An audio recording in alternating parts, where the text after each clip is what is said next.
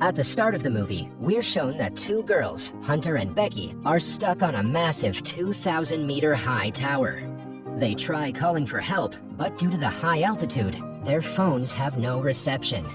The worst thing is that the tower lies in the middle of a desert, so being spotted by someone is impossible. To make matters worse, some vultures have started attacking them. If they fall asleep, they will plunge directly to their deaths. The story then goes into a flashback, where Becky, her partner Dan, and her best friend Hunter are rock climbing. The three of them appear to be having a good time when Dan comes across a small hole. He puts his hand inside the hole to get a grip, but suddenly a bird emerges, causing him to fall and become entangled in the rope. Dan tries his best to swing to the rock, but to no avail. Becky and Hunter also try to help him, but the rope snaps and Dan falls to his death. The scene then shifts to 51 weeks later, and Becky is still haunted by the incident.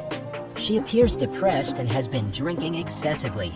Becky's father, James, is concerned about her and tries to persuade her to move on with her life, but she doesn't listen to him. One night, she considers taking her own life by consuming an excessive amount of medicine. As she's about to do it, she receives a phone call from Hunter after a long time. The next day, Hunter visits Becky and mentions her plan to climb the B67 TV tower. She also invites Becky to join her, mentioning that they can resurrect the adventure that they've been missing for a long time.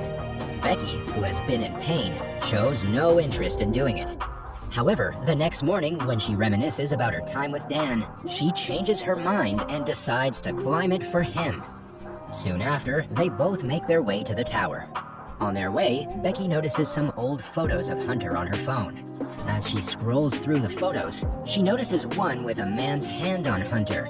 Becky inquires about the man, but Hunter doesn't reveal any information. Just then, Becky receives a phone call from her father, but she doesn't answer it. After a long drive, they stop at a motel to spend the night. While having their dinner, Becky learns that Hunter is now a vlogger and that she earns sufficient money to travel to new places. Meanwhile, they notice the TV tower, which appears to be the fourth tallest structure in the United States. The next morning, Becky and Hunter get into their car to continue their journey. Hunter begins driving and filming her vlogs, telling viewers about the 2,000-foot tall tower.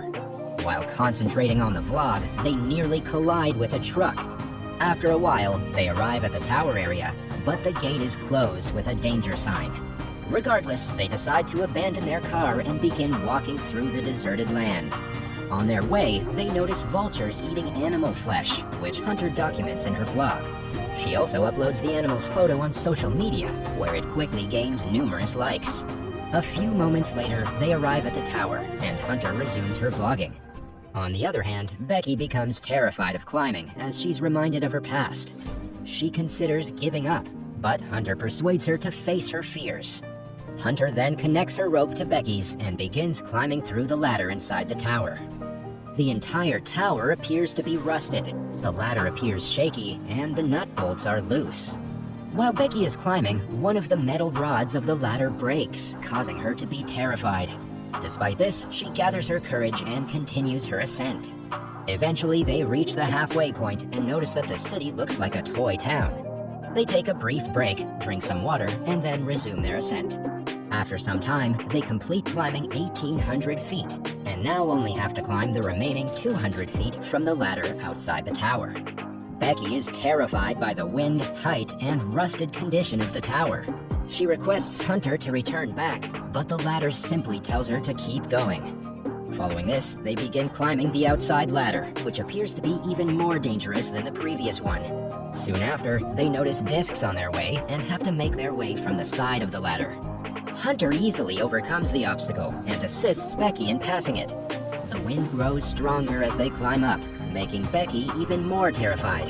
When Hunter notices this, she scares her even more by shaking the ladder. This causes the nut bolts to loosen, and one of them falls out. Fortunately, it has no effect on the ladders, and the two of them continue to climb. Before reaching the top, another nut bolt falls off the ladder. Finally, they reach the peak and begin taking photographs and videos.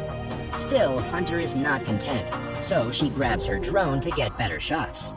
Soon after, she hands over the control of the drone to Becky and hangs herself from the ledge in order to gain popularity.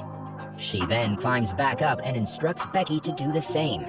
When the latter hears this, she is taken aback and refuses to do it. However, Hunter persuades her, claiming that it's the only way for her to overcome her fear.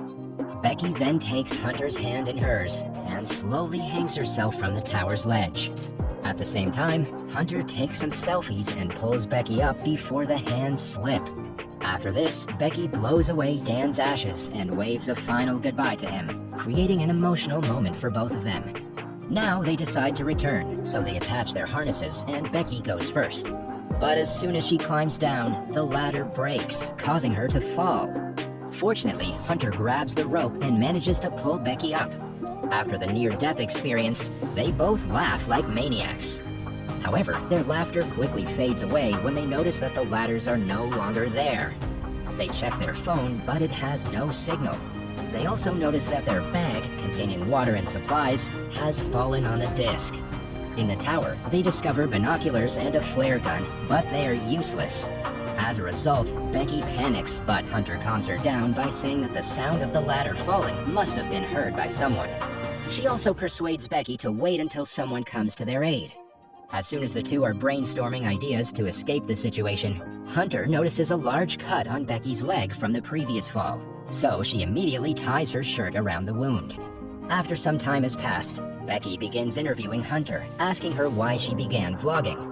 Hunter responds that she started it because of Dan, creating a suspicion in Becky's mind. A few hours later, Hunter checks her phone and recalls posting the animal's picture earlier. She believes there's a signal at a certain height. She gets an idea, so she prepares a help post, ties her phone with the rope, and sends it as far down as she can, hoping that it will receive the signal and her post will be uploaded. However, their attempt fails.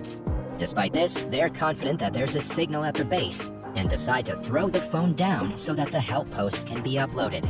Hunter then puts her phone into her shoe and pads it up with her socks and push-up bra. After this, they throw the shoe and wait. Just then, Becky notices a 143 tattoo on Hunter's feet. It's revealed that Dan used the code 143 to express his love. A short time later, Hunter notices a man and a dog at the base of the tower. Seeing this, they scream for help, but their cries are not heard. We see that Hunter's phone has been destroyed, indicating that their plan has failed. As the man prepares to leave, Becky throws both of their shoes in an attempt to catch the man's attention, but in vain. She then decides to use the flare gun, but Hunter stops her because the man won't notice the flare during the day. Meanwhile, they also notice another man and discover that they have arrived for a party. They then intend to use the flare gun at night so that the men can easily notice it. Eventually, the night falls and Becky shoots the flare gun. Fortunately, the men notice the flare and also the girls waving for help. They quickly approach Hunter's car, making the girls overjoyed. However, instead of saving them, the men steal their car and drive away. This breaks the girls from inside, and now they have to find a new solution quickly. Later, Becky inquires about Hunter's tattoo, to which the latter reveals that she had an affair with Dan for 6 months. She then apologizes to Becky for falling in love with her guy and making a huge mistake. She claims she was drawn to Dan because, unlike other men, he used to listen to her. She loved him, but she loved Becky more, and as a result, she ended their affair. Hearing this, Becky is disappointed that her own friend and partner had betrayed her. The next morning, Becky's phone alarm goes off, indicating that it's been 24 hours since they threw Hunter's phone. Since they're extremely thirsty, Hunter decides to go down to the disc to get their bag. She ties one end of the rope to the tower and the other end to her own body. She then descends all the way down, but is still unable to reach the disc. Now, with no options left, Hunter opens her harness, hangs on the rope with one hand, and swings to the disc. She retrieves the bag and drinks some water from it.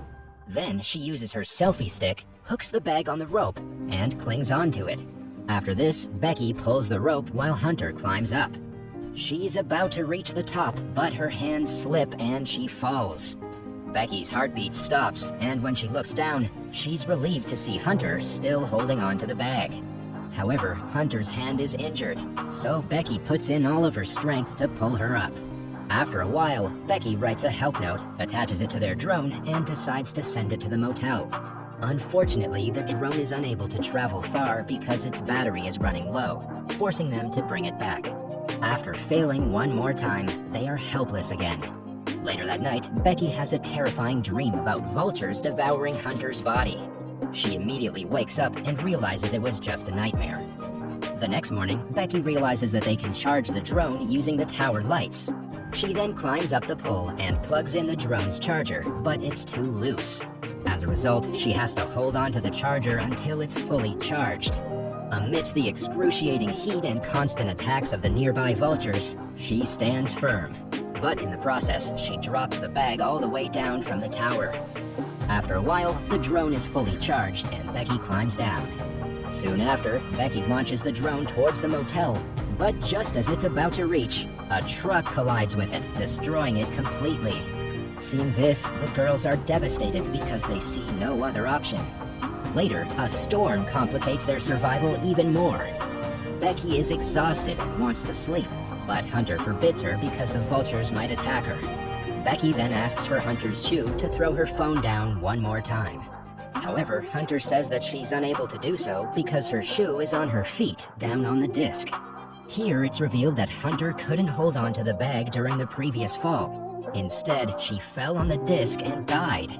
Becky just pulled up the bag and has been surviving alone since then. Sadly, she's been hallucinating Hunter's presence all this time. At night, Becky manages to survive the storm.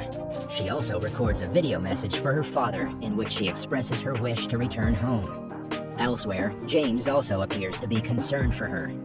The next day, the vulture notices Becky's defenselessness and begins eating her wounds. At the same time, Becky holds the vulture and strikes its head against the metal surface, killing it. She then eats the vulture's flesh in order to survive. Upon generating some energy in her body, she ties herself with a rope and jumps down on the disc where Hunter's body is lying. Following this, she sends a message to James and places her phone in Hunter's shoe. This time, she puts the shoe inside Hunter's body and throws it down. Later at night, James receives the message and immediately dials 911. He rushes to the scene and discovers the police transferring the dead body. Seeing this, he sobs, thinking the body belongs to Becky. But soon, he's relieved to see his daughter alive. Finally, the father and daughter reunite, creating an emotional moment. That was all from the video. I hope you liked it. Subscribe for more content like this, and hit the like button to help us out.